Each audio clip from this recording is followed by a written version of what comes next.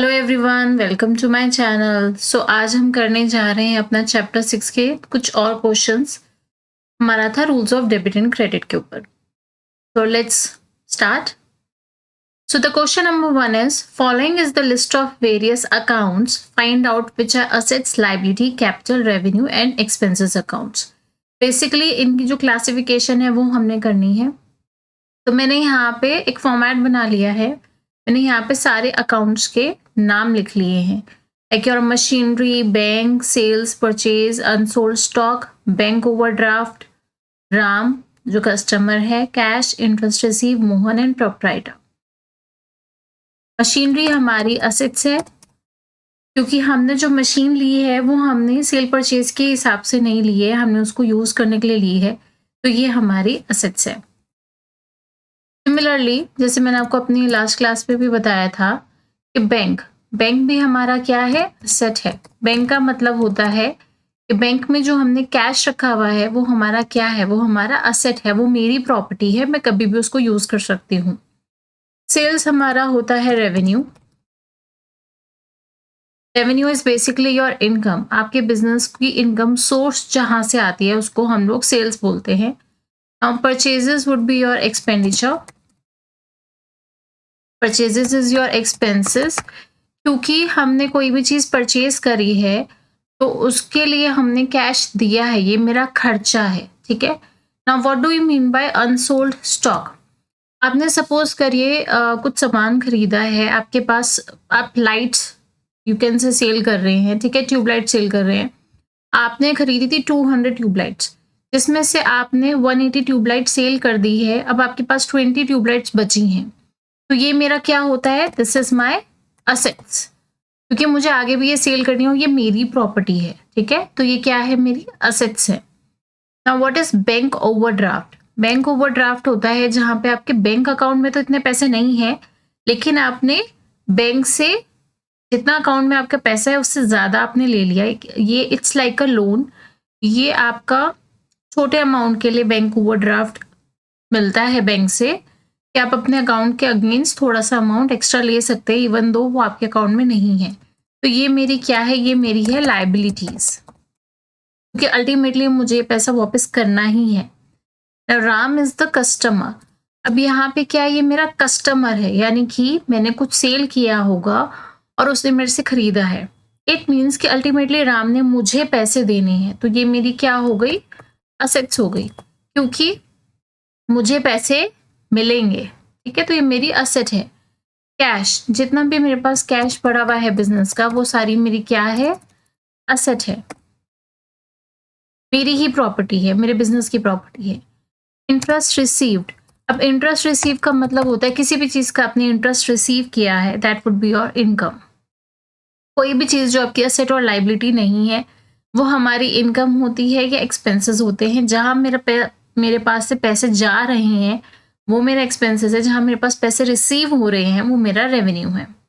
Now Mohan proprietor is capital. Mohan जो owner है, proprietor का मतलब उसने कुछ बिजनेस में पैसे लगाए होंगे, तो ये कौन से अकाउंट में आएगा, ये आपके कैपिटल अकाउंट में आएगा। यहाँ पे मैंने ये क्लासिफिकेशन कर दी है।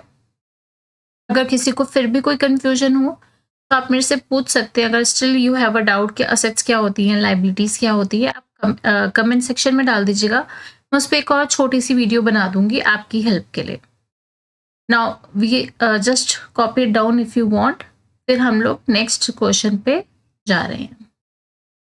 Okay, moving on to the next question.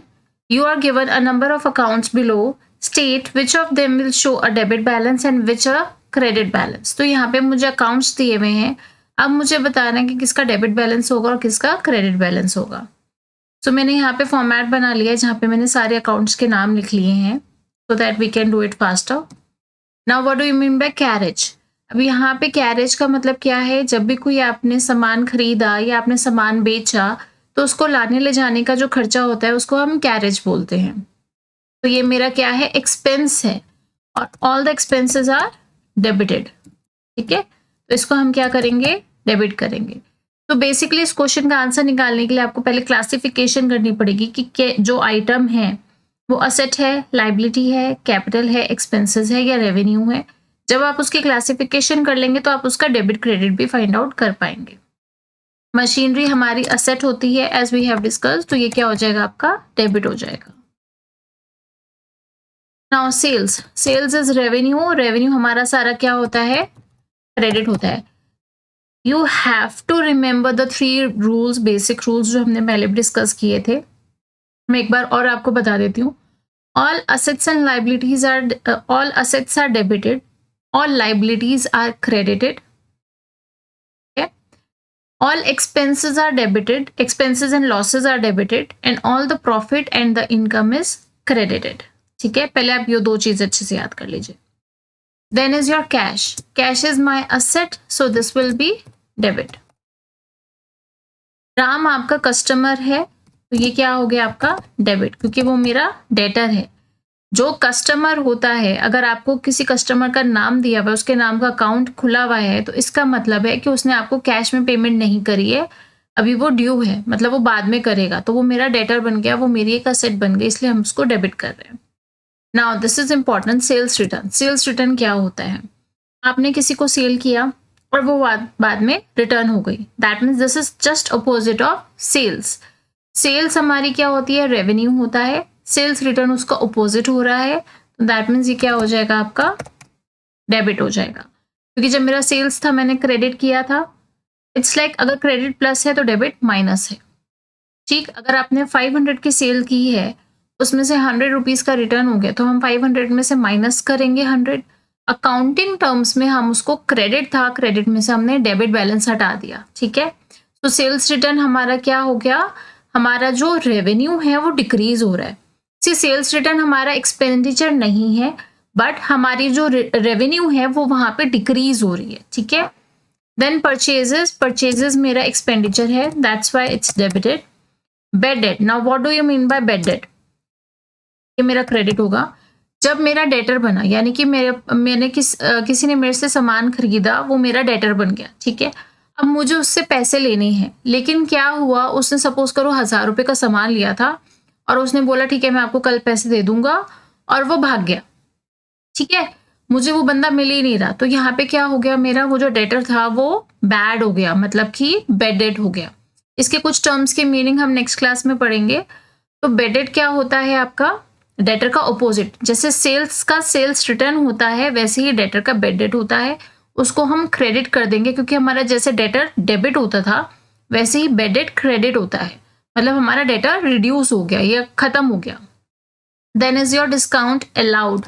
अब आपने कोई भी चीज सपोज करिए किसी को बेची है, ठीक है, अब उसमें आपने डिस्काउंट अलाउ कर दिया, तो अल्टीमेटली मुझे लॉस हो रहा है। जो चीज मुझे 200 रुपए की बेचनी थी, अब मैं उसको 180 में सेल कर रही हूँ, तो ये 20 रुपीज का मेरा काइंड ऑफ लाइक का लॉस हो गया, तो इसलिए मैं इसको क्या करूंगी, डेबिट, क्योंकि सारे लॉसेस हमारे डेबिट होते हैं। तो डिस्काउंट जो हमने अलाउ किया है दूसरी पार्टी को, उसको हम एक तरीके से लॉस की तरह मानते हैं, एक्सपेंडिचर की तरह मानते हैं।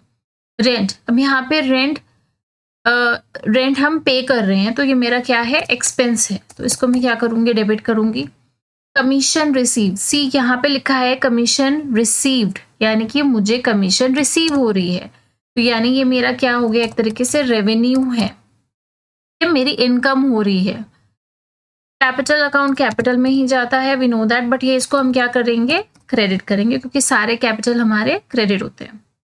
रिपेयर, किसी भी चीज का अगर आप रिपेयर कराते हो तो वो आपका एक्सपेंडिचर है। Now purchase return, just like हमने सेल्स रिटर्न में जैसे किया था, ये भी परचेज का अपोजिट है। परचेज हमारा एक्सपेंडिचर है, वो डेबिट होता है। जब परचेज रिटर्न हो रही है, यानी कि जो परचेज का अमाउंट था वो डिक्रीज हो रहा है, तो हम इसको क्या कर देंगे, इसको हम क्रेडिट करेंगे। तो जब भी कोई चीज रिटर्न होती है हम उसका अपोजिट करते हैं। ठीक है, I hope this is clear. If you want you can copy so that we can move to the next question. Okay, so now moving on to the next question. Put the following transaction on the proper side of an interest account. यहाँ पे मेरे पास interest account है और मुझे इनको proper side में, यानी कि कौन क्रेडिट में जाएगा कौन डेबिट में जाएगा, ये बताना है। तो first item is interest earn 2000 rupees, interest paid 1000 rupees, interest due 500 rupees. तो इसको मैं यहाँ पे लिख लेती हूँ, मेरा इंटरेस्ट अर्न हुआ है, यानी कि मेरी ये इनकम हुई है, तो मैं इसको कहाँ डालूंगी, इसको मैं क्रेडिट साइड में डालूंगी। Just don't get confuse with the amount thing, इसमें हम लोग इंटरेस्ट का अकाउंट बनाएंगे, जो मैं आपको बता दूंगी कैसे बनाएंगे। Then is interest paid. अब यहाँ पे हमने क्या किया, हमने इंटरेस्ट को पे किया है किसी को, मतलब हमने इंटरेस्ट पे किया है, तो ये मेरा क्या है, एक तरीके से एक्सपेंस है, तो हम इसको डेबिट करेंगे। Now what do you mean bye interest due.